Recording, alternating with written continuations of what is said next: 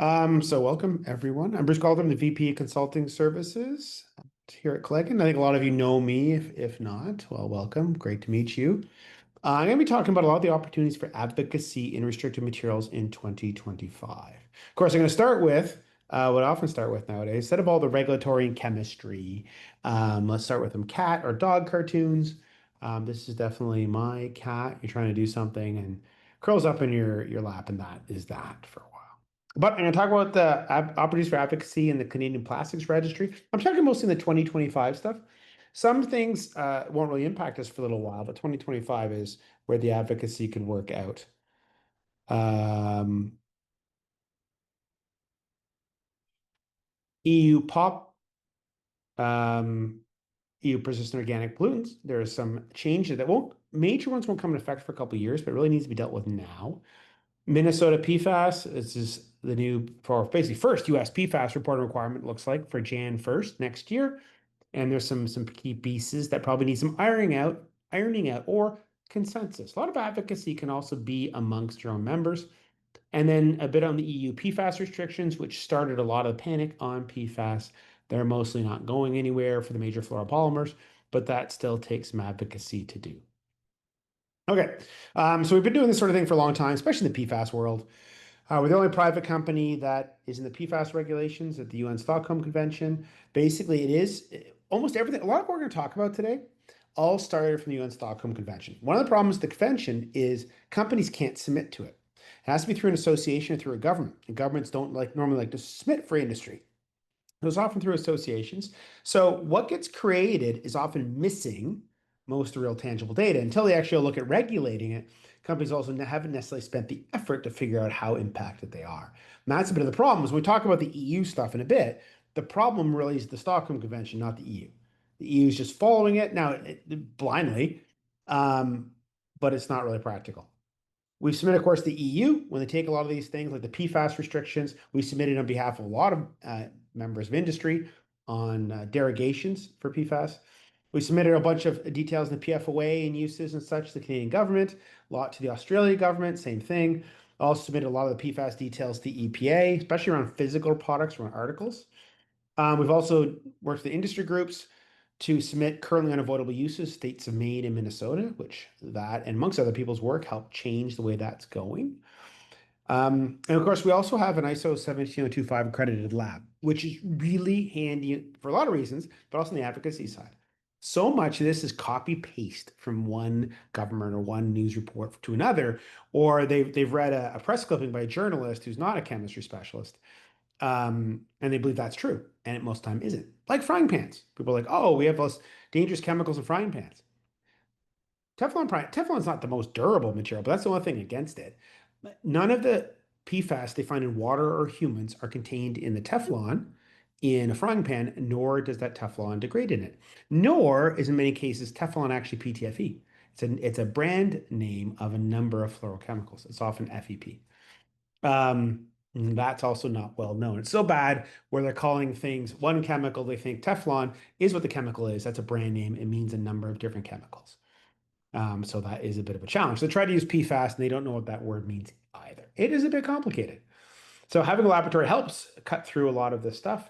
What they think of the science from English class is great, but they really need science class more often. Okay, advocacy needs. Where advocacy needs could be with a national or regional authority, could be with a state, could be with a country, or ministry or department. Examples could be ECCC Canada, which I always think as Environment Canada. I'm not really used to change this way. It's Environment and Climate Change Canada, and often called here ECCC. Minnesota Pollution Control Agency. That's of course Minnesota PFAS. So there might be some advocacy with them, or it could be with their own industry, updating and engaging with members. Often, if they know, more will happen.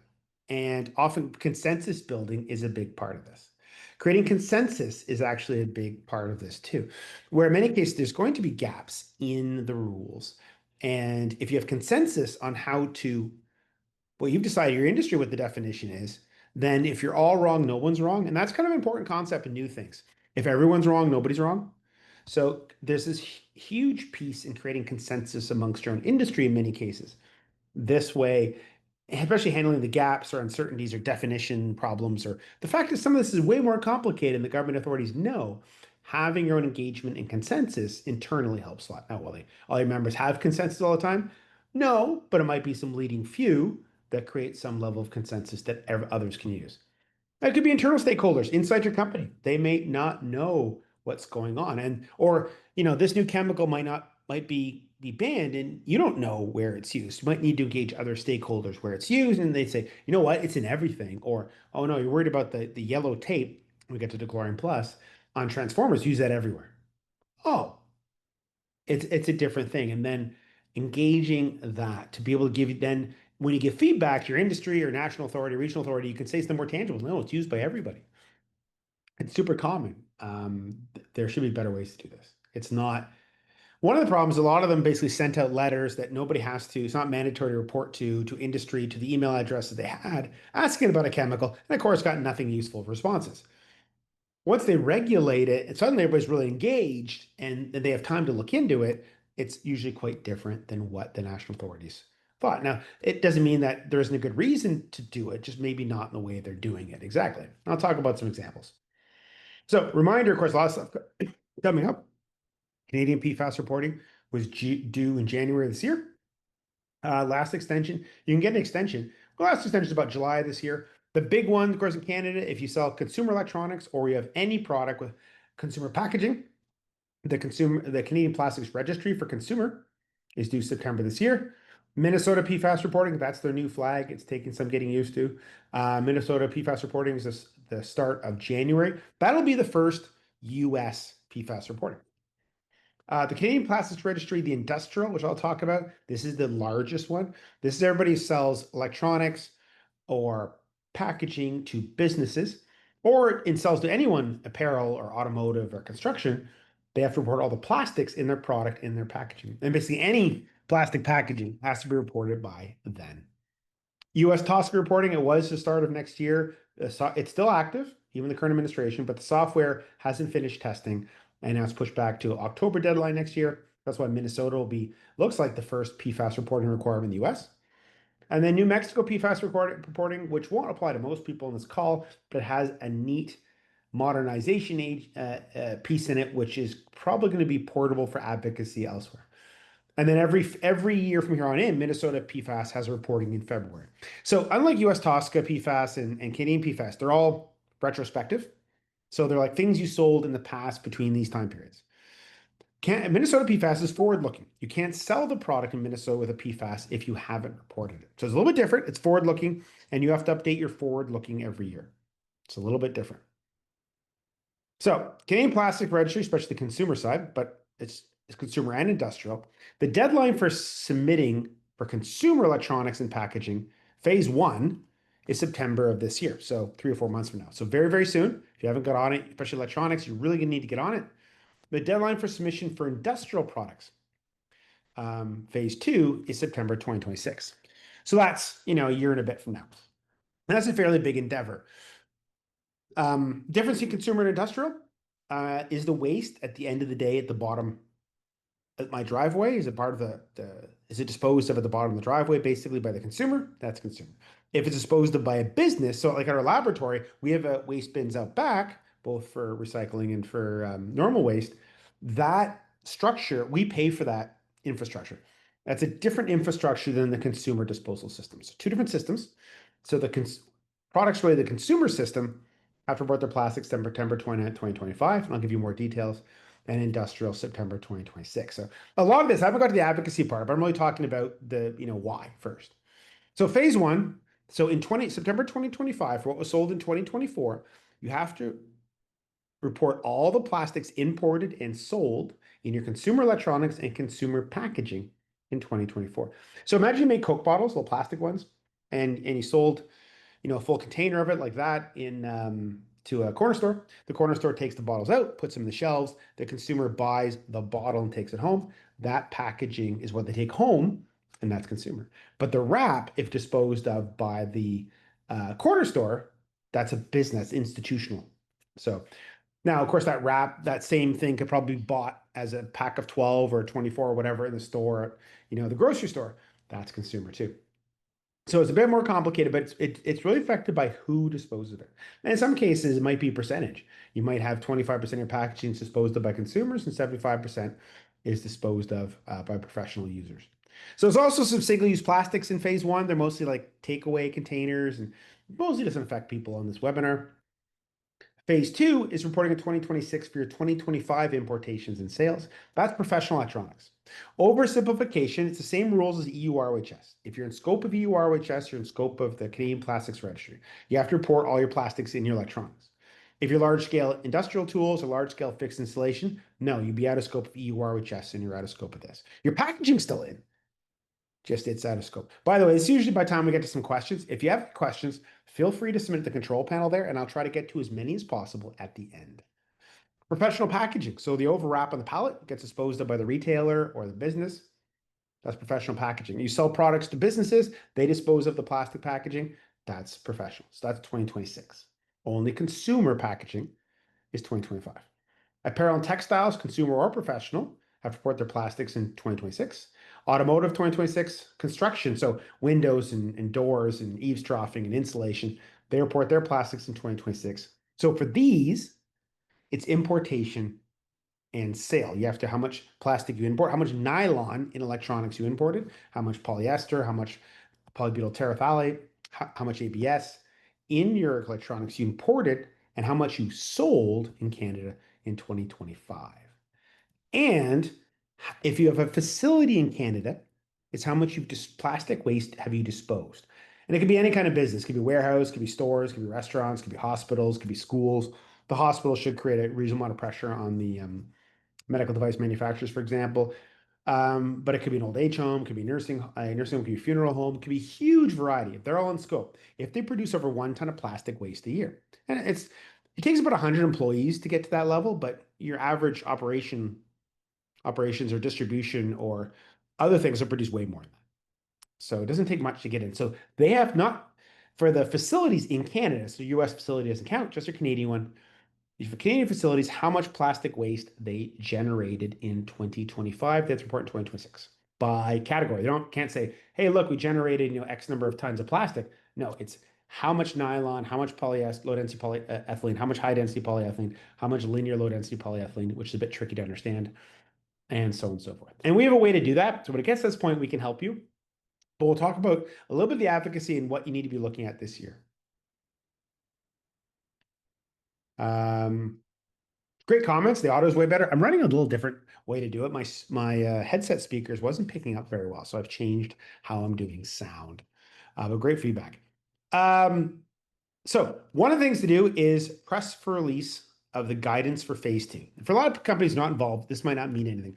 Right now, for phase one, for consumer, there's a guidance. It tells you more or less what to do with a lot of examples, which are imperfect, but the general idea is there. Phase two, we don't have a guidance yet, but there's no guidance for 2026 reporting. And some of them are kind of similar. So what you do for consumer electronics will be very similar for professional electronics. But you're going to have professional electronics and packaging. You're going to have apparel. It's a little bit different for them. You're going to have automotive, a little bit different for them. Construction, definitely different for them. And very different is reporting of facility waste. That's a very different structure, and nothing in the first guidance covers that. And facility waste is a big deal because it's waste you're producing right now. So what do you need to be tracking right now? Sales, it's not so bad. You can go back and look at your sales numbers for, say, your electronics from last year and do things retroactively. Facility waste, if you're not capturing right now how many garbage or recycling, how many tons or kilograms you're doing per week of your garbage and recycling waste, it's going to be hard to go back and do it after. So it really needs some guidance right now. This is where you can use some like, why don't you guys have phase two guidance? If we're reporting on stuff we're doing right now, especially stuff that's not covered by the phase one guidance, like facility waste or construction, we really need the guidance. Like, tell us what the rules are. Phase two is reporting is about 15 months from now. It's not very far. It's for the 2025 volumes, which is product sales and importation, what you sell, import and sell, and facility waste. Facility waste being very different. Facility waste is companies need to be tracking for the Canadian facilities their waste in 2025. At least the volume of waste for employees or of operations, et cetera. So we have three different streams here. We have what the employees generate.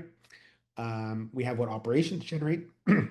And because we're a laboratory, we actually dispose of a lot of electronics and such we sell. So we have that whole extra operational disposal, which is a bit different. Getting guidance in 2026 is too late because you had to been tracking this data in 2025. So what should they be tracking right now so they can use it? And you won't know necessarily what plastics in your waste. We can help you with that, but if you're tracking at least how much, we can help you with what's in it retroactively. And most affected companies do not even know they're affected. That is another problem. You really need to get the guidance out there and of course publicize the guidance out there so the companies have an idea that they're actually affected. The original notice or legislation is so difficult to follow. It's like a choose your own adventure gone mad. It's like if you're in section 8, do parts 1 to 3, 4B, and section 7. I don't get that. Why don't you actually say, like professional electronics have to report this, this, this, and this. It's not written like that. The guidance is, but the actual law is not. So it would be really helpful to have a guidance right now for the people for next year. So most companies don't even know that they're affected, let alone what to do about it if they are. They figure that out. So the other one to do, next one to do advocacy at for plastic registry is to circulate the ICI waste, industrial, commercial, and institutional waste requirement. ICI. It's different. This reporting requirement that your what waste your facility generates is not well known. It's buried deep in the plastic registry. Under a comment, phase 2 also introduces reporting on plastic waste generated at ICI facilities and plastic collected and sent for diversion and disposal for some categories. A lot of people are like, I don't even know if I'm in scope now. I don't know what ICI is. That's a bit of a challenge. Conservative estimate, less than 1% of affected companies are aware they're affected next year. It's going to be a bit of a surprise. Or even know what ICI means, which is, again, is industrial, commercial, or institution, which is basically everybody that's business. We're one of these. It could be factories, stores, schools, hospitals, restaurants, offices, warehouses, funeral homes, nursing homes, etc. They're all in scope. Do they even know that? Nope. Is there any guidance on what to do? Nope. Is there something you should be doing right now? Yep. You should be gathering what your waste levels are. And all of them aren't. So, and they probably could if you told them. So this is information needs to be circulated. So there's one thing to push on ECCC Environment Canada to publicize it. Two, also reaching out to your own members and stakeholders, like, look, this is a big thing for next year, or related companies. This needs to be done. And for people on this call, a lot of them are like product stewards or restricted materials primes. This often ends up being the EH&S person, which is different in the Canadian facility, which is likely a different person that's necessarily on this webinar. So it's a little bit different. Okay. Also, next thing, probably worth doing advocacy or at least creating consensus is there out of scope materials. So right now you have to report on plastics and it's a list of plastics. And because this has all gone to a court challenge, like a Supreme Court or something similar, they can't comment much ECCC outside of what's in the law. There's a lot of restrictions on. So right now, believed to be out of scope is metal. Sure, it's not a plastic. Glass and ceramic. Sure, not a plastic. Rubber. This is the thing I'm not sure everybody in the Canadian government has figured this problem out. The list of substances they gave us are the plastic resins. The next section, so it's in a code system called the NAPCS, North American Product Commodity System. Anyway, it's supposed to be North American, but it's really Canada only. It's unique. Nobody else uses it. The section for plastic is one section, 2811811, and then rubber is the next section over. It's a different thing. So rubber is not reportable, which is funny because tires also have to report for plastic registry. I didn't put them in the previous sheet because they don't really, because rubber doesn't have to be reported. So what's the rubber tire reporting? The little plastic cap on the air nozzle. I don't think they thought that through. So rubber is not in scope. It's a different section of the NAPCS. And cellulose is out. Wood, paper, and some cellulose-based fibers like rayon. Cotton, wool, rayon, they'd all be out also. So it's funny, if your sticker is paper, it's not in scope reporting. If it's polyester sticker, that it is. So what to do here is examples in apparel. Natural cellulose like cotton, linen, hemp, they're out of scope. Regenerated cellulose fibers, not plastic, like rayon, also out of scope. But the plastic fibers, polyester and nylon, are in scope. It's a lot to take in, especially when some things are mixed materials. So what to do here is potential roles for advocacy, create consensus among stakeholders. That's actually almost more important than reaching out to the authorities. Come to an agreement, develop a unified position, which is really good for advocacy, but it's also in absence of any other answer. It's a good way to go. If everyone is wrong, then no one is wrong. And that's a big important, especially the plastics registry is very new. and a lot of it's do as best as possible. If everybody's wrong the same way, then nobody's wrong. So there's incredible value to creating consensus on certain things like which materials are in route. Confirm with ECCC would be nice, but consensus is more important. They may not be answered. The most expected answer from them is like, we can't tell you what's out, but here's the list of plastics that's in, which is not very helpful. So, and that kind of things, it's sort of things where, okay, now industry has to work together to determine, in absence of a clear definition, what's out of scope. And if they all do it the same way, if everybody's wrong the same way, then no one's wrong. That's one of the nice things about it. Another one, this is actually extremely important to electronics or complicated assembly, is there is in the law the average bill of materials concept where you can create an average bill of materials like for a drill and apply it to all your drills of the same material types, just scaling for size. That's allowed. Normally, though, the commonality is not from drill to drill. The outer plastic could be different. The commonality is in the internal materials. Can we extend this to assemblies? And we do, because it's the only way to do this. So average bill of materials for a drill is not nearly as important as an average bill of materials for a circuit board or a cable assembly because they're everywhere. The amount of materials in them is extraordinary. Trying to do it from first principles is, PhD level complexity. Don't. So most electronics have different housings. When we tested infinite detail to the plastics registry for two different tablet makers. The difference in the plastics is the outer housing. On average, everything inside is identical by percentage. Sure, the circuit might be different, the way it works is different, but the circuit boards are still thermoset resin, the connectors are nylon and polyester, the wiring is in tablets be FEP or PFA. Very, very, very consistent materials. Might have small differences, but on average, they're virtually identical. And we're talking like rounding error differences internally. The outside, one is ABS and one is, Santoprene. Very, very different plastics there. That makes the difference. So there's huge value in creating average models of what we do for circuit boards, for wiring harnesses, all those kind of things. You try to gather all the plastics in your circuit board for the hundreds of components on it. A, very small numbers, it's pretty meaningless. And B, it's all going to come out on average pretty well the same from board to board. So, because the assemblies are very similar. The housings are often in two different products are very different, but the assemblies are very similar. Like what we do for a refrigerator, the funny thing is about the refrigerator, what makes its plastics different from one refrigerator to the other is generally the outer housing, whether or not it's a steel or an ABS or something. And the materials of the shelving and, the internal section, they all have polyurethane blown in foam. The main differences are these big plastics. So inside, they also have tons of wiring. You'd be surprised how much wiring is inside your refrigerator. Tons. But they're all kind of the same. And there's an external power cord. It's just another PVC with cross-linked polyethylene wires inside, like every time. And then it has little flags on it and warning stickers. And on average, they're all very similar. And then circuit boards, sure, it's a thermoset resin, it's the main epoxy. You're going to have polyester connectors, nylon connectors, PVD connectors. You can have a transformer with a phenolic. All really consistent things. The wrap around the capacitor will be polyester, so on and so forth. It's not on average, they're all very similar. And the only details are in the weight scaling of that refrigerator, not important. And then pumps and compressors, which are actually mostly metal and rubber anyways, and very little reportables. There's a big chunk of it. But on average, the plastics in them pretty well come out the same. You got the PVC wiring. You don't have to report silicone, that's a rubber. It's actually ends up coming out most the same, so not getting excruciating detail. So we create models for your average cables, your internal cable, external cable, circuit boards, etc. And that is really huge value, especially complex products, automotive, electronics, etc., is the average bill of materials for assemblies. Not necessarily for the whole product. You don't necessarily do an average bill of materials for a refrigerator because the outer housings vary so much, or one for a lamp, etc., but you do for the wiring in it. So the average bill of materials approach is much more important for assemblies than products. So in terms of the average assemblies, the role of advocacy is to create consensus among stakeholders, whether ECCC agrees or not, as long as everybody else agrees is a way to do it, then that becomes the standard. So again, oh, I thought I fixed this. I create consensus. So it's really important. We'll just say I'm doing this because I made sure it's repeated because it's really important to create consensus among stakeholders. Not that I didn't remember to take this out earlier. We'll go for I'm aiming for like really hammering home the point. Develop a unified position.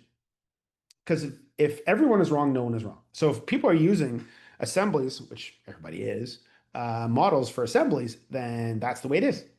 And the Canadian government wants good enough anyways. It'd be good to get confirmation from them, but they're probably going to say they might say it's okay in this one, or they'll say look at our guidance and so as opposed to sticking their neck out, which is not helpful. Go look at the guidance for that kind of thing. Yes, so the plastic Ridge did go to a court case, and that's really putting a box around everything and the ability for ECCC to say things. But this is one of the ones. But if in absence of ECCC coming back with a really consistent answer, which is unlikely, um, is if industry agrees, so you've created the advocacy internally for the industry, and they agree it's all right, then things work out a lot better. So it'd be nice to get the ECCC to agree with everything, but they're not going to. A lot of we might get lucky, but it's creating consensus with the stakeholders or the industry, which is more important. There's a lot of pieces in the plastic register that industry says this is the way it is. This is the way it is. About what's called fixed factors. So basically, we've agreed upon things like you can create models for assemblies and that kind of thing. So that's the plastics registry. Now I'm going to walk into the Stockholm Convention. I'm going to talk about some EU restrictions. One of them is around a chemical called UV328. And I'm first going to tell you what it is before I tell you the restriction and the advocacy part, because it's kind of important to say what it is. It's basically within 2 feet of almost everybody right now. The way your LCD screen works in your laptop or your computer is there's light, usually at the bottom, LEDs, shining up through light guides, turning, pointing the light towards you, and the LCD screen blocks, it's white light being shone at you. It blocks different colors, and that's the pattern you see in front of you. It's actually just the LCD doesn't make color, it blocks color. And it's the LED lights creating the color. Because of the way it's working, there are polarizers on the back and the front, I think two different directions. Together, they're transparent, but if you pull apart your LCD screen, you're going to see about 5 or 6 layers, and the top and bottom layer are actually these gray. When you put them together, they're transparent, but they're polarized. So when you pull them apart, they're gray. They have triacetyl cellulose layer on them, tack. That tack is a plastic, it will sun fade. So they put UV328 in. So the main use of this chemical is in LCD screens to prevent sun fade. It can be used for other things. We've actually never seen it in anything but tack film, but it can. And when you get to a restriction, and I'll talk about most of them exempt this particular use, the only really known use of UV328 till 2030. However, so for example, in the EU, by the way, when you see that hyperlink on the top right, that EU underline kind of bluish, that will link to the legislation. So when you get the slides, everybody register, receive a copy of the slides, go to it and you'll see the law, except for not really in this case. There's a little bracket there that says page bottom. It's really inconvenient. If you click on that link, where you'll go, it'll say, here's the UV328 restriction. You're going, awesome, and you'll click on it. But it's not. It's a 2024 version. You have to scroll down past the comments. There's a 2025 version. This version is at the bottom. I don't know how many times people have I've clicked on it and nothing here agrees with what you said. I'm like, oh yeah, you got to scroll down to the bottom. I know, because you'll click on the link, it'll say, here's the restriction. You go, oh, that's awesome. Click on it, read it, not agreeing with what I'm saying. The real one's at the bottom. That's why it says page bottom. Very inconvenient, but that's the way it is. So roughly when it's published, which we don't know what it is, we'll say August. It's in the Have Your Say consultation, which is the last sort of runway before takeoff, at 100 ppm, probably roughly August this year. And then 2 years later, they're going to ban it at 10 ppm. Now, for the main use, when it's in screens, it's at 5,000 ppm, way above this limit, but it's exempted. So when it's actually used, it's at 5,000 ppm anyway, so it doesn't affect its use. The problem is around recycled content. And in August 2029, they're going to make it 1 ppm. This is a problem. This is a problem, and I'll explain why. These will have no effect on its intentional use. This is a potential problem on recycled content, where if people have recycled LCD screens, the polarizer at least, the polarizer is different than the glass screen. It's a lot easier to recycle. The polarizer is exemption of 2030, which is cool, but the polarizer is 5,000 ppm. The 10 ppm, 1 ppm have nothing to do with its use. Only thing it affects is recycled content. So it's pretty low risk recycled plastic at 100 ppm. So there's a submission there against the link where the EU waste industry went and tested tons of different waste types for the UVs, up to with a detection of 100 ppm, and then you find it at 100 ppm. So it's either 5,000 ppm or definitely under 100 ppm. It's not a risk at 100 ppm in recycled material, but nobody knows below it. The tests haven't been done. theoretically at 5,000 ppm original content, 1 or 2 ppm or 5 ppm in recycled material is not impossible. It's actually quite likely based on other materials. It's just a bit fast. So for the EU POP UV328 limit, the role of advocacy is to highlight that this is likely abandoned recycled material. If this ends up being a recycled material, at 5 ppm, we banned recycled material. We can't use it anymore because it's not just electronics. This bans it in all applications. So if the UV328 in the LCD screen here from products 10 years ago, 15 years ago, electronics last a long time, gets in the recycling system, we could have a contamination. And that's normal, but you can't use recycled material. And it gets worse for the chlorine plus. So this probably needs some more work or rethink. Like, are you really sure until you actually check recycled material? Because when you make it 10 ppm, you're not doing anything to prevent its use. It has no use at 100 ppm. It's only useful at thousands of ppm. What you're doing is you're potentially banning recycled material. It's the only thing you're doing when you're bringing down the limit. So a 10 ppm level will make no significant difference in UV levels in the environment too. So if the only use is over 5,000, changing between 100 and 10 ppm doesn't affect new products. The problems are related to recycled material. Once you get to 10 ppm or 1 ppm, you're into the range where you could have recycled content, and you're banning recycled material. Nobody's using UV328 at 10 ppm. It'll only be there as recycled content. It doesn't have a use down there. There's not enough of it to block the sun.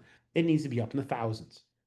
So it doesn't change why people use, like, it won't change the use of it. What it does, the only thing it bans is recycled content, which from products that are already in the market. Um, Especially when you have exemption, if you have LCD screens of exemption until 2030, it'll be 2040 or 2050, if not later, before that gets worked out of the waste stream.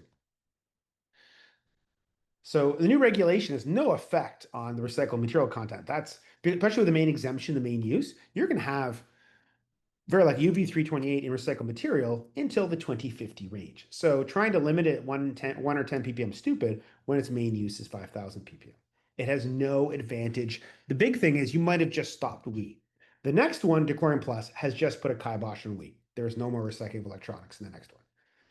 So this chemical is the one they really screwed up. And again, this is also because it came from the Stockholm Convention, which doesn't have industry direct input. It has associations, but that's not the same. Individual companies don't submit into this, and this practicality got lost. So they're banning Dechlorian Plus. Dechlorian Plus is a gas phase flame retardant. Basically, the way you do flame retardancy for a plastic like this is you put a chlorinated or brominated, phosphated, but chlorinated and brominated work the same way. When it burns, the idea is a flame retardant doesn't stop it from burning. What it does, it acts as an energy sink or trap for the heat energy, and it stops the chain reactions burning. Basically, the hydrogens pop off during burning.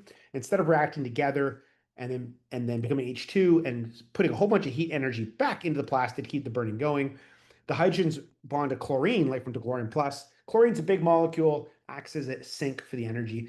And then it often reacts with antimony trioxide. That's why I see always antimony trioxide with these flame retardants.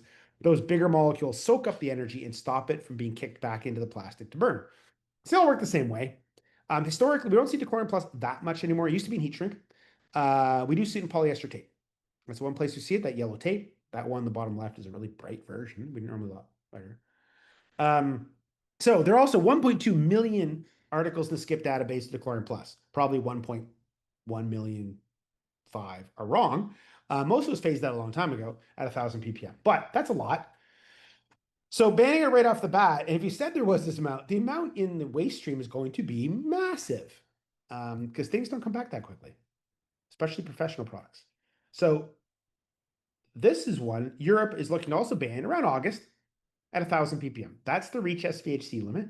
That one's probably going to be a limit. The effect is really going to be polyester tape. We're going to have to check your yellow tape around your transformers.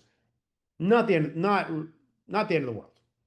A little fast, maybe, but not the end of the world. Again, by the way, that EU link will take you to it, but not the one at the top. You click on that and you'll see, hey, the Dechlorian Plus restriction. That was the 2024 version. Scroll past the comments. I know it's annoying. The 2025 version is the bottom. That's the page bottom. But in February, around February of 2028, they're going to make it a 1 ppm limit. Now, spare parts are exempted till 2043, but new products all have to obey it after 2028 a 1 ppm limit. That's a problem. How bad is it a problem? Well, the e-waste was pretty low risk of recycled plastic at 1,000 ppm. I'll add that in the updated version. 1 ppm is a big issue.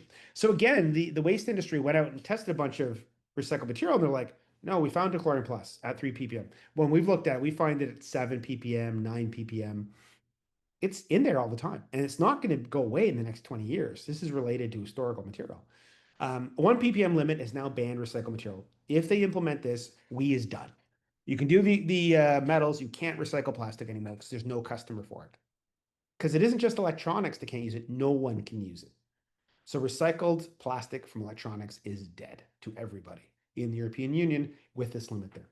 Because nobody knows where that content's going to be in there. And the waste industry tested, we've got similar data. We see it. We see it in new products. We see it in the polyester as a waste product, recycled material. It's if they use the 1 ppm limit, they ban using recycling plastic and electronics. When you say recycling plastic and electronics, you're landfilling it now. No one can use it anymore because of the dechlorine plus restriction. Again, this is also related to the Stockholm Convention, where again, no industry input. And once they really start banning it for real at a country level, then people look into it at a different level. Like the EU waste industry may not have been paying attention as much to Stockholm. When it became the EU regulation, they did, and they did good things. And again, this is a good example where lab testing does have a big part in advocacy because there's so much half truths, and it's like things people learn in English class.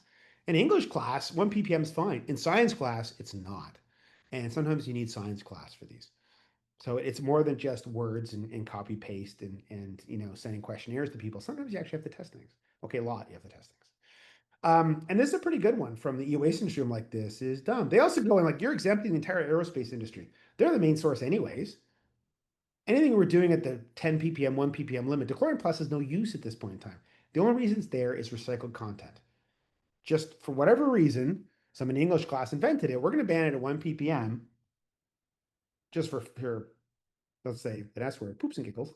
But you just ban recycled material. Maybe that's a bad idea. So where advocacy can be important here.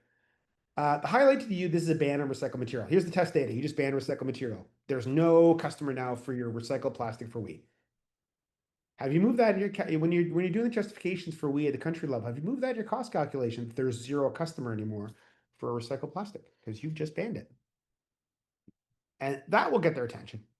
More work, and more work by industry won't change anything. I should change that by industry. Like it's in the waste stream. The 1 ppm limit will make no significant difference in dechlorine plus levels in the environment because it's only useful in the thousands range. The 1 ppm problem is related to recycled material, not use. Dechlorine plus does nothing at 10 ppm. There's not enough of it. In reality, dechlorine plus and decabd and the brominated ones, one of the problems with them, why they have antimony in it, is the chlorine plus doesn't release chlorines very quickly. It releases some, so you need a lot of it. So it's only useful in high concentrations, and then you have to have a lot of antimony to go with it. So it's not useful in the 1 ppm range. It's useful in the 10,000 ppm range. But once you're in the 10,000 ppm range or 50,000 ppm range, you're going to end up with some recycled material. That's the way it is. So the 1 ppm is really, if the only reason you want to move to 1 ppm is you want to ban it in recycled material, which meanwhile, decabd, which has been banned forever, has a 500 ppm limit recycled material. So it just doesn't make any sense. Make it 500, everybody's happy. Do the same thing as Deca. And the problem and the recycled material is it's related not to chlorine plus you're selling today, it's historical. It's not going to fix in 5 years or 10 years, maybe 20 years. The new regulation has no effect on legacy products. Then as the waste people point out, you're still exempting a lot of the main use in aerospace for the next 20 years. That means it's not getting out of the system for 40 or 50 years. So this is kind of a bad idea. And quite truthfully, in our industry, regulation is a big part of our business.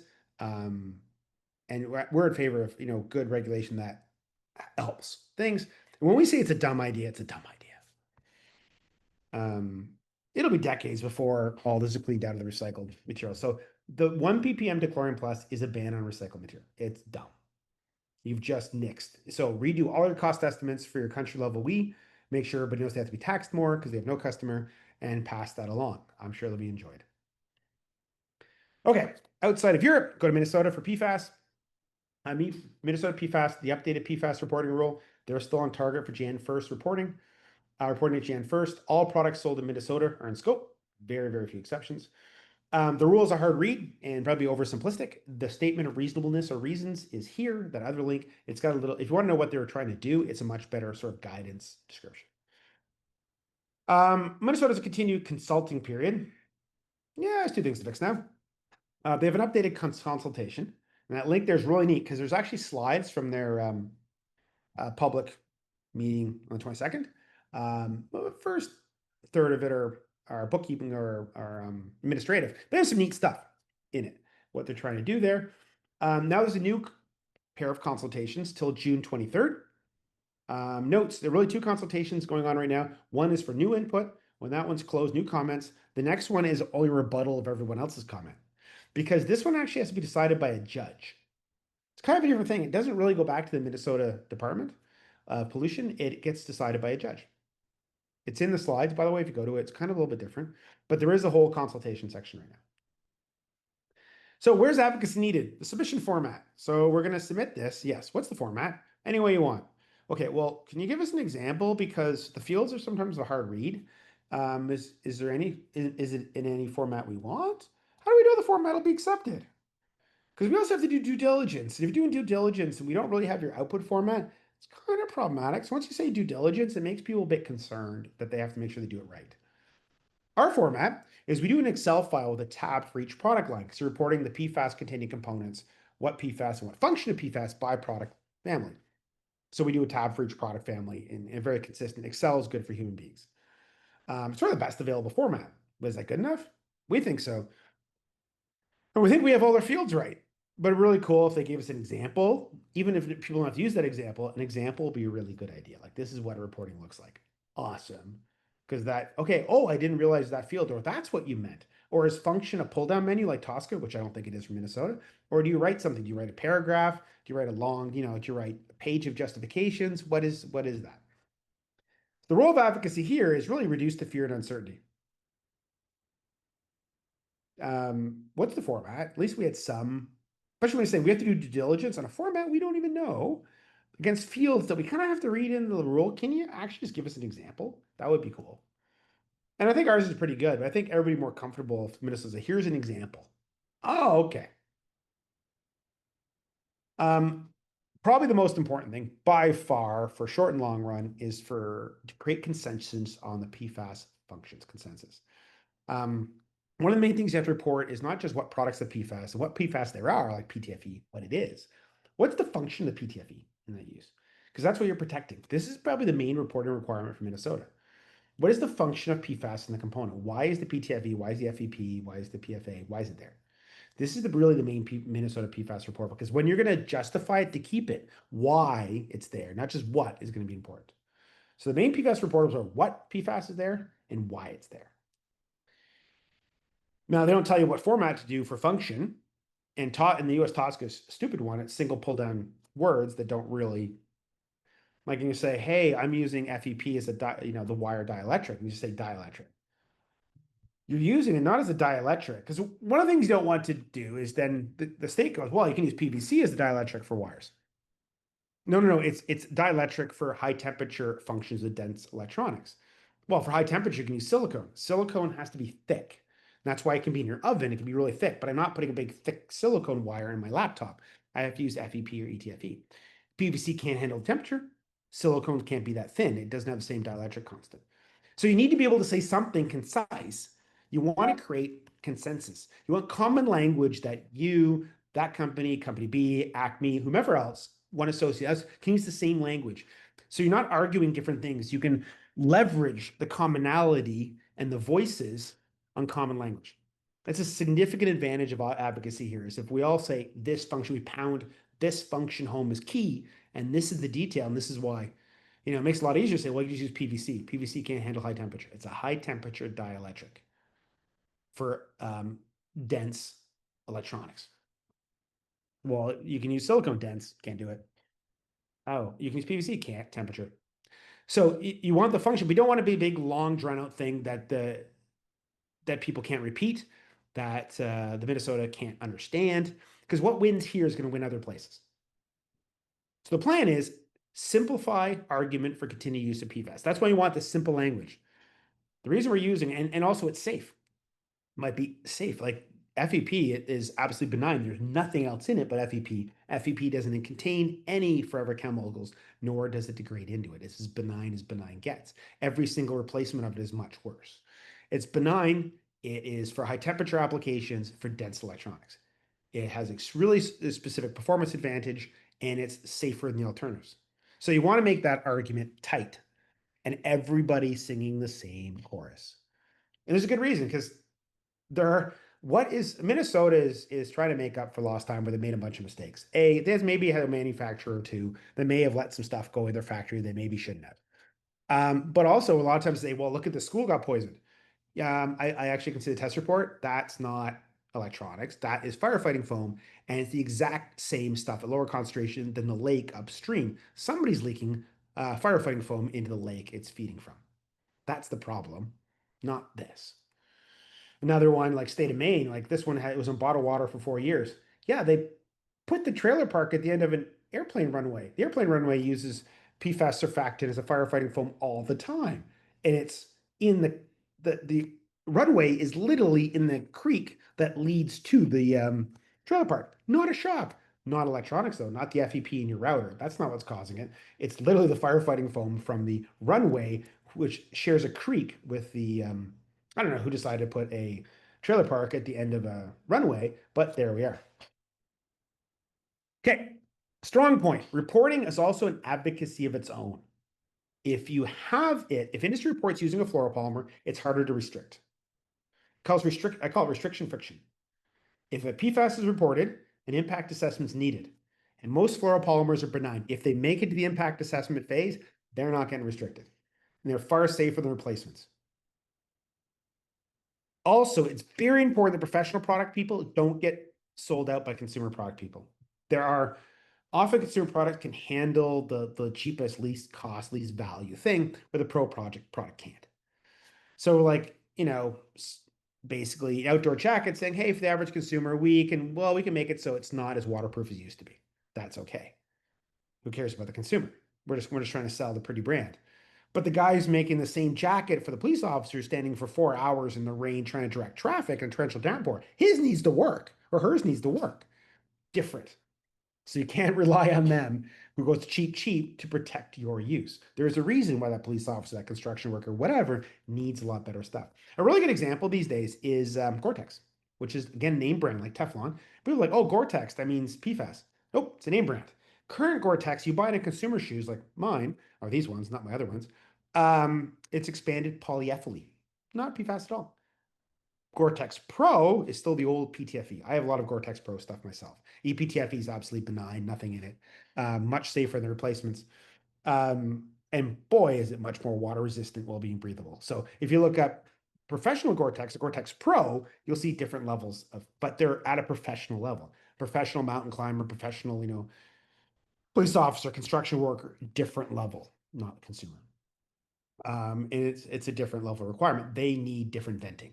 For example, they get really hot, they have to work, construction workers to work in the downpour up a telephone pole or something like that. They need the PTFE version. It's vents, lets the air out, let watering in. It's absolutely safe. And the other stuff will eventually the water will get through it and beat it. So that was Minnesota, which is really the first reporting. New Mexico is kind of the future of PFAS laws. Now, for the most part, it's not going to affect almost anybody in this call. Sure, they're going to ban PFAS in 2032. No, they're not. Sure, they're going to PFAS reporting in 2027, sort of. Because they've exempted pretty well everything. Like if you're consumer electronics or consumer apparel, then you might have to report in New Mexico. And this is the bright part. They've also exempted from all reporting and ban. It's quite a smart thing. I mean, it's just the state of Mexico, but this is all the states have been copying each other. This little passage, which is beyond most people, for me means a lot. I'm like, huh, hallelujah. A lot of people are like, I don't know what half those words mean. I got the backbone. I'm kind of a little sketchy on. So a product that contains fluoropolymers, okay, people might be up to that point, consisting of polymeric substances, okay, getting tricky, for which the backbone, wait a second, of the polymer is either a or polyfluoridated carbon-only backbone, okay, I'm lost now, or a perfluoridated polyether backbone, that's a very important one, by the way, that is solid at standard temperature and pressure. Oh, people were like, nah, you lost me after fluoropolymer. So this is an incredibly important thing. I think it should be carbon and silicone only backbone, but the idea is very good. So what they've really said is the perfluorinated ones, like PTFE and FEP, they're only carbon fluorines, which are also both called classically Teflon, but they're not the same material. They're close. FEP is kind of a flexible version of PTFE. Um, they're like, we're not going to regulate these. They're perfectly benign. These are the perfluorinated carbon only backbone. No reporting, no restriction. Polyfluorinated ones are like hydrogens and carbons, or with fluorines, or chlorines, fluorines, and carbons. PVDF, Kynar, FKM, Viton, ETFE, most common sort of high temp wire. It's if polyethylene and PTFE had a child. Um, and that's a polyfluorinated, hydrogens and carbons and fluorines. Solid polyether is PFA. It's got a carbon oxygen carbon bond. It has to be solid, so it has to be like the PFA wire. It can't be, or the PFA beaker. It can't be the PFA fluid you use to degrease your parts. That's not a solid polyether. It doesn't count. That can get in the water. It's not the best idea. This is a solid polyether, and the liquid ones are more likely what people who are making potentially PFAS in Minnesota. That's the problem when getting the water supply. It's the liquid polyethers. A lot of people think like, oh, all PFAS is PTFE. I'm like, oh God, no. You'd be amazed how many others are. And FFCAMs, CalRes. It's a polyether. It's very common, high end, chemical resistant. So these guys are saying we're not going to regulate those. This is important. This is kind of the future. This is the one we take to other jurisdictions like Europe. Like, see, Canada. They're talking about Canada is further regulating PFAS. No, actually, they're only moving forward right now. The non-fluoropolymers. The fluoropolymers, we'll see about fluoroacrylics, are not being further regulated. This group, not being exempted of fluoroacrylics, fine. They're the only semi not safe solid PFAS fluoropolymer. The little running man kind of breaks off of the carbon oxygen carbon bond and creates PFOA type, very low concentrations. When we tested in children's gloves in 2023 in Canada, 11 of the 13 we tested had PFOA family coming off these. Like, it's not, that's the one found in water. It's not the best one. Very low concentrations. Not the best one. And fluorosilicone. Fluorosilicone's only not in the benign list because I don't think they understand siloxane backbones. So if they said, perfluorinated, polyfluorinated, carbon only, or siloxane only, we'd be fine. And that's pretty benign. It's more a medical material. That's just a kind of an oversight, can be fixed. But if you want to look at people like, oh, we have to get rid of our fluoropolymers because they're being banned. I'm like, nope. Advocacy is still important. If you don't try, there's always stupidity that can happen. But if you report them and they're forced to an impact assessment, it's easy. Because one of the surprises, a lot of people like we were in one with Washington State. And they're like, well, so and so about cookware, at least it's not PTFE. I'm like, PTFE is benign. There's nothing in it. No. We have all these, turns out to be like news articles. I'm like, yeah, but we have a test lab. They're actually benign. There's nothing in it. We test them in medical devices all the time. They're the one that doesn't leak out things. They're not polyurethane or silicone. That stuff leaks out stuff like you wouldn't believe. That's not healthy stuff. There's a bit of pause. Sometimes they say like we agree to disagree. I'm like, no. So there is a strong, so an EU reach. What you do, this is the one that's made everybody scared and everybody said the world's falling. And it was if advocacy didn't happen. And this is a really good example of advocacy working. Thousands of submissions saying this is a stupid idea. And they didn't know what they're getting themselves into because they watched a movie with the guy who plays the Incredible Hulk. And that chemical he was dealing with is the water soluble one. That one's not great. I agree.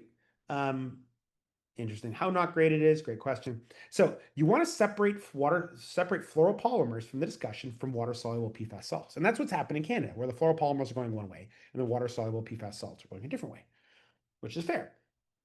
Everybody said, well, what about PFOA as a precursor to PTFE? Well, it's not. What English major told you that one? In science class, it's made from TFE. And the PFOA and similar can be an aid, but they're not. They haven't been for a billion years, and they don't need to be. When we test it, it's not there. Now, when we tested fluoropolymers in 2022, they often had some of them had little residuals of the processing aids, and now it's pretty well gone. And it took almost no time to fix. And that's a processing aid. That's not the fluoropolymer. Ban the processing aid. Sure, fluoropolymer's fine. So there's literally two types of PFAS in products. You have the fluoropolymers, what you're using, the Viton, the PTFE, the FEP, the ETFE. This is what you add. And then the things they find in waters in humans, the water-soluble salts, they have an OH group. They dissolve in water, or they have really a potassium instead of OH, but whatever. They're water-soluble. They're really O minus. They're generally not restricted and really are not, as we see from New Mexico, they're not going to be restricted. The ones in the gloves, the fluoroacrylics, sure, those ones a little bit at risk. Teflon and frying pans at risk because I don't think the jurisdictions want to admit they're wrong, and they did it all wrong, and they didn't test anything and just followed press releases. Um, these ones are commonly getting restricted. And those are the ones that affect your kidneys. So the ones on the right, the reason they're dangerous, they're a powerful surfactant. They affect the function of your kidney. Your kidneys, your poison filters. They say, PFAS does all these things to your body. No, it does one thing. It damages your kidneys. Your kidneys, your poison filter. Well, if you damage your poison filter, sky's the limit. By the way, if you're ever a really morbid person, and if you ever get a blood test, especially if you get the online test, then you can get your results there. Go find your EGFR, your creatinine levels for two different points in your life. Put it on a graph, draw a line where it hits zero, you're dead. It's really that simple. If you want to know what your life expectancy is, not including cancer, just take your two blood tests, take your EGFR, draw a straight line between the 2 points, and there you go. Or not, live happier while you can. Anyways, back to this. So in reality, most fluoropolymers are completely benign. Fluoroacrylics are not that bad, but they're not completely benign. PTFE completely benign. EPTFE completely benign. Fluoroacrylics, not really. The waterproof coatings on fabric, that one's not great. It's not that bad actually, but it's not perfect. They don't contain any PFAS found in waters or humans. That's the big thing about a frying pan. Like, oh, these evil Teflon frying pans. I agree. Teflon isn't the most durable coating, but it's not harmful. Ceramics are more durable, but they're not also, infinite lifetime either. PTFE is just not, it's plastic. It's not super durable. But it doesn't contain any PFAS found in water or humans. It's a different material set. And they don't degrade into it either. You can heat it up super high temperature. Eventually, you can make Teflon burn, or PTFE burn, for sure. But that releases just sort of carbon dioxide, like any plastic does. And they're much safer than the replacements. You're like, no. Yeah. So we have a lab. Silicone contains over 1,000 times the forever chemicals as PTFE does, ever. 1,000x. If you want to look at, Stockholm Convention, persistent organic pollutant, silicone's 1,000 times worse, has 1,000 times more. We look at medical devices. Every medical device you do extractables and leachables with silicone in it, you have to justify the siloxanes in it, that they're not poisoning the patient that much. PTFE, you don't have to justify anything. It's fine. There's nothing in it. Acrylics are a major allergen. Acrylic allergies is one of the more common allergies. It has to do with acrylic, which is the acrylic coating, basically paint coating in the weaker waterproof coatings. They bind with your proteins in your skin, create an acrylic protein hybrid, and you're allergic to that protein hybrid. If you've had plastic surgery in your life, it's probably twice as common. One of the glues, adhesives in plastic surgery has it and forms the allergy. PVC is often full of a chemical that causes ADHD. Not in the EU, it's banned there. US, North America all the time. One touching of your new gaming headset or your tablecloth will give you enough dosage to cause brain damage. It's pretty fantastic. ADHD is really simple. It's just a chemical set, the DHP phthalate family, that turns into estrogen, causes a problem in the first year of life where a few too many of your brain cells commit suicide. You have reduced number of pathways for input. With the reduced number of pathways when you're in a high stimulus environment, like a classroom, your reduced pathways get overloaded, get hot, they burn, they're uncomfortable, and the child can act out. Or the other one, which is attention deficit inattentive disorder, the child in the corner has the exact same problem.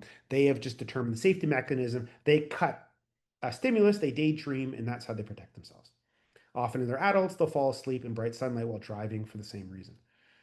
That's a lot to put into one place. Unfortunately, when we put the recording on YouTube, you could slow it down or you could skip over this section and try to recover what I just said. Way worse. And I think if they're putting all this effort in this PFAS, I wish 10% of it would go to this bottom one because you make a real difference. Uh, the chemicals you can see when you give the additive in PVC to rats, you can see the brain cell death in the hippocampus that causes attention deficit. It's pretty blatantly obvious. Easy to reproduce, bad idea. We've done a lot of testing where where you can measure how much comes off in a single touching. It's enough to cause brain damage. Lots of fun. And polyurethane is cyanide based. It's isocyanates. So when they're medical devices and we have polyurethane, we always have to justify the isocyanates are not really poisoning the patient that bad. Well, PTFE is just not doing anything. It's just along for the ride. It's absolutely benign. Nothing comes off it. Steve, when we do actually the chemical testing PTFE, it's what's in it, PTFE, and what are the additives? Nope, that's it. Done. As opposed to almost every other plastic has additives in it. So a lot safer than replacements. This is really advocacy for the EU REACH. So they're completely benign, fluoroacrylics aside. So the ones that New Mexico put in a box, those ones are completely benign, don't degrade it, don't have anything bad in them, don't degrade anything bad in them, and they're way safer than the others. And they have performance advantages. We're often not using these chemicals for fun. They work at high temperature better, they're better dielectric constant, they are really low friction, a whole bunch of good reasons. By the way, if you like this, or you thought, like to actually watch this at normal speed, we have everything we have is on YouTube, including we do internal educations. We call lunch and learns that are there. Plus, also for some things like the plastic registry and stuff, and the UK pop restriction, which just got nixed. We have like a minute and a half version. Those are the ones with the pictures. You get the minute and a half version instead of the 1 hour version. But they're all free. Free's got great. You get what you pay for. Um, but they're all available on YouTube for our stuff. So significant advocacy opportunities 2025, Canadian Plastic Registry, EU pop restrictions, especially the dumb one that's Dechlorian Plus. It's dumb, like Dechlorian Plus is that the 1 ppm is just dumb. You've just banned recycled material for no advantage. I can understand regulating Dechlorian Plus. Fine, it's a bioaccumulant, fine. But not at a level it's not used at and only bans recycled material. That's just dumb. UV328 Dechlorian Plus, Minnesota PFAS, especially around format and harmonization of function. Minnesota is the first one ahead. That means if you can get Minnesota to agree also that your PTFE or FEP is safe, it's a bonus everywhere else. So you definitely want to get your functions, like why FEP is there, why ETFE is there, etc. You want a consensus. And then the EU PFAS restrictions separating fluoropolymers, especially the New Mexico ones, those ones, the perfluorinated, polyfluorinated, carbon-only backbone. I probably put siloxane too, but that grouping, the safe ones, those safe ones are way better than alternatives. It's segregating the safe ones from the not quite as safe ones. I wouldn't say fluoroacrylics are that unsafe. They just got a little bit of bad stuff in it, but compared to the alternatives, it's just a little bit. One of the challenges I was explaining our business, like, oh no, we have like PFAS in the water supply. What is it? 10 parts per trillion. Cool bones. The chemical that causes ADHD is 100,000 ppm in the cable you're touching over there. So doing the math in your head between 10 parts per trillion and 100,000 parts per million is not easy. So a lot of the new stuff we're doing, we're testing products. We do it for the outside world. We have to use a scale of attention deficit babies and have stack the attention deficit babies on the scale. And that works a lot better than saying it's 10,000 ppm. That means diddly to most people. Any questions? By the way, if you have any questions, feel free to put it in the control panel and I'll try to get to as many as possible. If I don't get to yours, feel free to reach out. Just Claigan suggests advocacy at the EU level or the UN level. So what regulates you is the EU or the US. So you have to start there. And then if they give you like, oh no, it's because Stockholm Convention, then the Stockholm Convention. You can always do Stockholm Convention all the time. It's never a problem to do parallel, but what you're regulated by is the national authority or state authority. So you have to do it there to a certain extent. But for the PFAS side, a lot of it's going to have to go to the UN or Dechlorian Plus UV328. Dechlorian Plus isn't in polyolefin material. It can be. It has been heat shrink historically. We haven't seen it in heat shrink in years. We have seen it in some legacy wiring cable from different industrial applications, but very, very rare. Under Minnesota's PFAS reporting requirements, in fact, you can confirm whether a manufacturer is obligated to report a product that contains intentionally added PFAS at concentrations below 100 ppm. Say, for instance, 10 ppm, even the substance present only in the component of the product. It's really is it there on purpose in Minnesota? So what we do is, okay, without skirting what they want, in your due diligence, write your thresholds of how you did it. So if 100 ppm makes sense, which it does for most things, but not everything, by the way, most things, there's no functional use for fluoropolymers below 100 ppm. There's a little functional use for a chemical called PFBS. It's a water-soluble PFAS salt that's used in ABS at about half a ppm. You might not know it's there. It's low concentration. Theoretically, if you know it's there, you have to report it.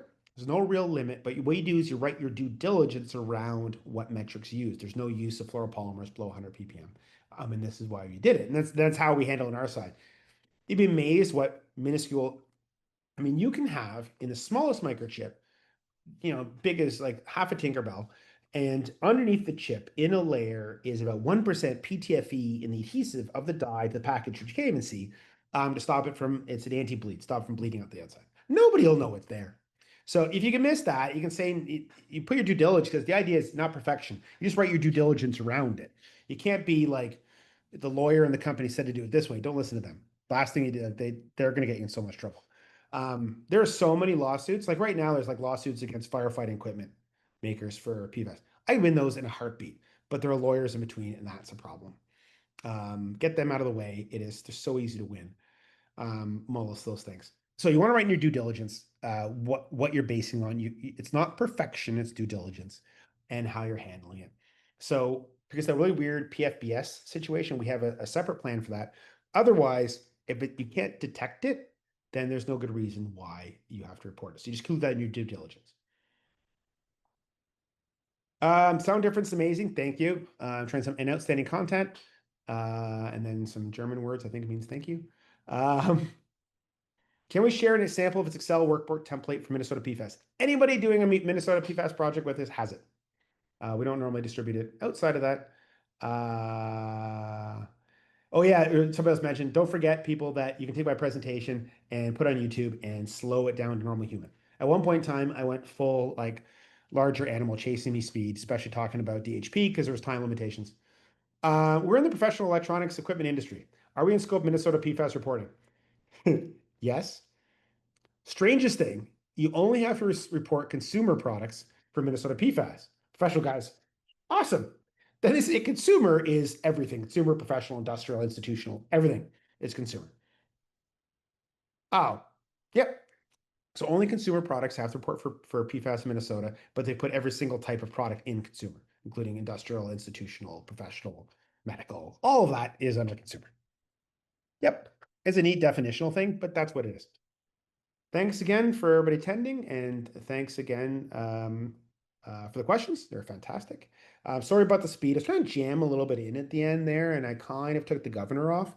Apologize for that. But there will be fixed versions of V3, right? With a few more fixes on the slides being circulated to everyone who registered. And there will be a recording online probably the next day or two that you can slow down. But all of our previous ones are there, including when we do internal educations, we call lunch and learns, which are not normally presented to the outside world. They're also recorded and are there too. So thanks again. If you need any help for any of these, also just reach out. Happy to help. The plastic registry in particular, we're definitely search Canadian Plastic Registry in the Google. You'll see we're probably the top company. We're easily the top company in the world on it. We have tons of easier ways to do it. Just reach out and we'll help.